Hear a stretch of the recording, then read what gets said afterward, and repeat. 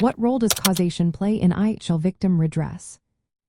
Imagine trying to fix a broken window without knowing what caused it. In international humanitarian law, understanding what caused harm is just as important. Causation is the link that connects a violation of law to the injury or damage suffered by victims. It helps us see who is responsible and how much they owe in reparations. Without proving causation, it's hard to hold anyone accountable or to give victims the justice they deserve.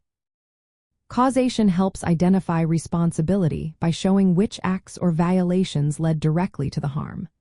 For example, if a soldier breaches the rules protecting civilians and someone gets hurt, causation links that injury to the soldier's breach.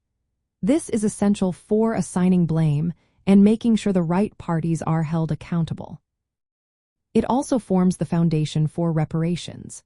When victims seek compensation or other forms of redress, they need to prove that the harm was caused by a specific violation. If causation isn't clear, reparations might be denied because there's no proof the wrongful act caused the injury.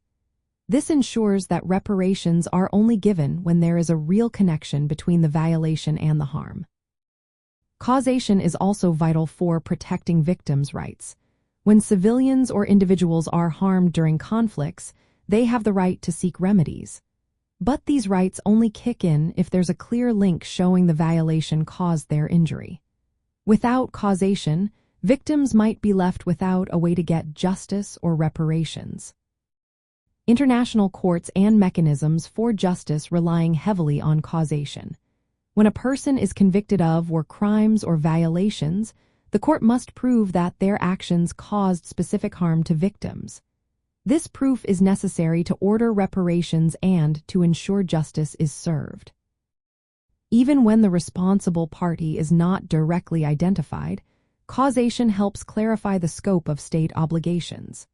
If a non-state actor commits a violation, the state might still be responsible for providing reparations if causation shows the harm resulted from that violation.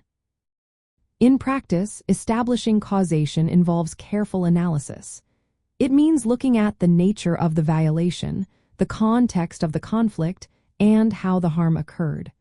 The stronger the causal link, the better the case for reparations and accountability. In the end, causation acts as the bridge connecting wrongful acts to the suffering of victims.